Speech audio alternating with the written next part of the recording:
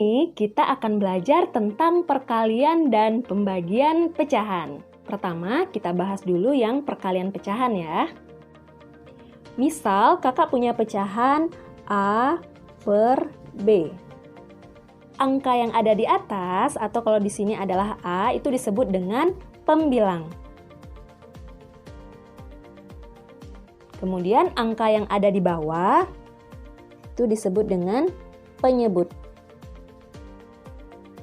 Jika pecahan ini kita kalikan dengan pecahan yang lain, misalkan pecahan lainnya adalah C per D, maka untuk mencari hasilnya, kita tinggal mengalihkan pembilang dengan pembilang atau A dikali C per penyebut kali penyebut atau B dikali D.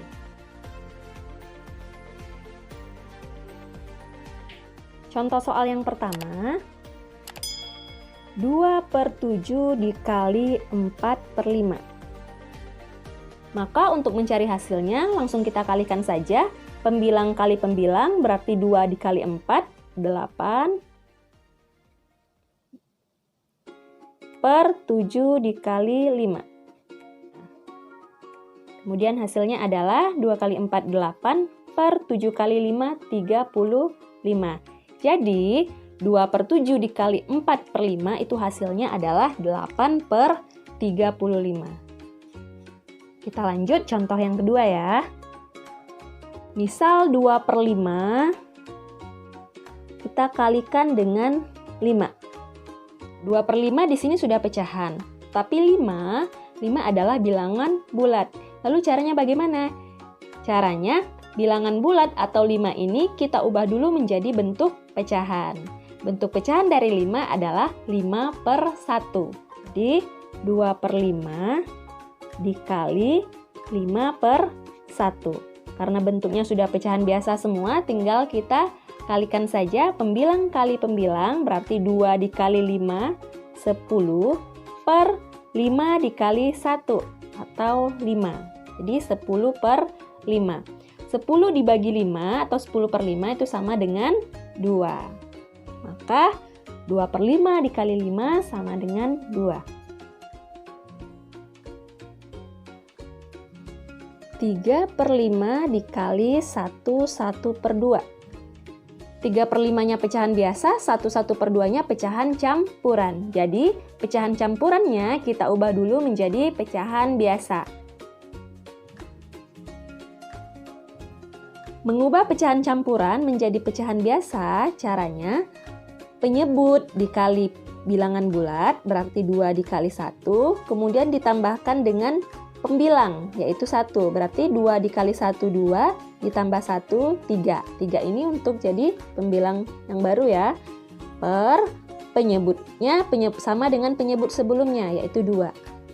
Jadi pecahan biasa dari 1 per 2 adalah 3 per 2.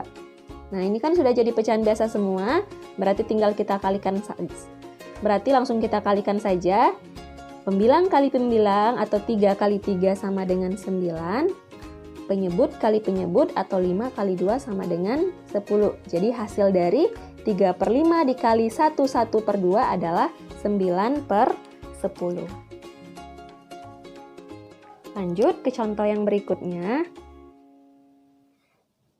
Mengalihkan pecahan biasa dengan bilangan atau pecahan desimal. Contohnya adalah 1 per 2 dikali 0,8.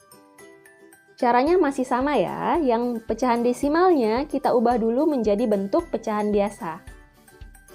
Jadi 1 per 2 dikali 0,8. Satu angka di belakang koma, berarti per 10. Jadi 8 per 10. Kemudian langsung kita kalikan saja. 1 kali 8, 8.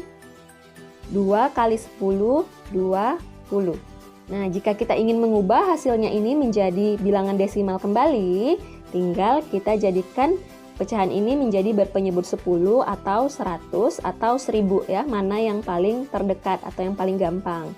Kalau untuk 8 per 20 berarti kita lebih gampang kalau penyebutnya diganti menjadi 10. Berarti ini sama-sama kita bagi 2 agar penyebutnya menjadi per 10. Jadi 20 dibagi 2, 10. 8 dibagi 2, 4. Kan udah 4 per 10. 4 per 10 berarti satu angka di belakang koma. 4, maka di sini di depannya adalah 0. Jadi 0,4. Contoh berikutnya, 12% kali 5 per 2. Sama dengan, nah ini bentuk persennya juga kita ubah menjadi bentuk pecahan biasa. 12% itu artinya 12 per 100 dikali 5 per 2. Sama dengan, tinggal kalikan saja ya. 12 dikali 5 itu 60. Kemudian 100 dikali 2 yaitu 200. Misal kita mau mengubahnya lagi menjadi bentuk persen. Berarti penyebutnya harus menjadi 100 ya, atau per 100. Nah, supaya penyebutnya menjadi 100, maka 200 harus kita bagi dengan 2. Kalau penyebut dibagi 2, maka pembilang juga harus dibagi 2. Berarti 60-nya juga dibagi 2. Nah, ini hasilnya adalah 60 dibagi 2, 30. 200 dibagi 2, 100. Jadi, 30 per 100 itu sama dengan 30%. Oke, sekarang kita lanjut ke pembagian pecahan. Misal kita ada pecahan A per B, kemudian mau kita bagi dengan pecahan yang lain, misalnya adalah C per D. Nah, ini sama dengan, caranya adalah pecahan yang pertama kita tulis tetap, berarti A per B, kemudian tanda baginya kita ganti menjadi tanda kali. Lalu pecahan yang kedua dibalik. Kalau pembagian tadi diganti ya. Dibalik menjadi D per C, atau pembilangnya diubah menjadi penyebut, penyebutnya diubah menjadi pembilang. Kemudian untuk seterusnya, kita lakukan seperti cara perkalian pecahan biasa, yaitu pembilang kali pembilang dan penyebut kali penyebut. Jadi ini kalau kita lanjutkan menjadi A kali D per B kali C. Kita langsung ke contoh soal saja. Contoh yang pertama, misal 7 per 8 dibagi 5 per 6. Sama dengan pecahan yang pertama, tetap 7 per 8, tanda bagi diganti menjadi tanda kali, pecahan yang kedua dibalik menjadi 6 per 5. Ini langsung saja kita kalikan, 7 kali 6, 42, per 8 kali 5, 40. Karena pembilang lebih besar dari penyebut, maka pecahan ini bisa kita ubah menjadi pecahan campuran. Jadi 42 dibagi 40, itu dapat 1, sisanya 2, per penyebut sebelumnya yaitu 40. Lalu ini masih bisa disederhanakan lagi, karena 2 dan 40 bilangan genap, maka bisa sama-sama kita bagi dengan 2. Jadi 1, 2 dibagi 2, 1, 40 dibagi 2, 20. Jadi hasil akhirnya adalah 1 per 20. Kita coba contoh yang kedua. Misalkan 12 dibagi dengan 4 per 9, sama dengan, karena 12 bilangan bulat, jadi ini kita harus ubah dulu menjadi pecahan biasa. Ingat, kalau bilangan bulat diubah menjadi pecahan biasa, tinggal kasih per 1 aja. Jadi ini 12 per 1. Oke, tanda baginya langsung kita ubah saja menjadi kali ya. Kemudian pecahan yang kedua kita langsung balik menjadi 9 per 4. Sama dengan, oke, ini sudah bentuk perkalian pecahan biasa, berarti pembilang kali pembilang, atau 12 kali 9. 12 kali 9 sama dengan 108 per 1 dikali 4, atau 4. Sama dengan 108 dibagi 4, itu hasilnya adalah 27. Jadi, 12 dibagi 4 per 9 adalah 27. Kita lanjut ke contoh yang ketiga.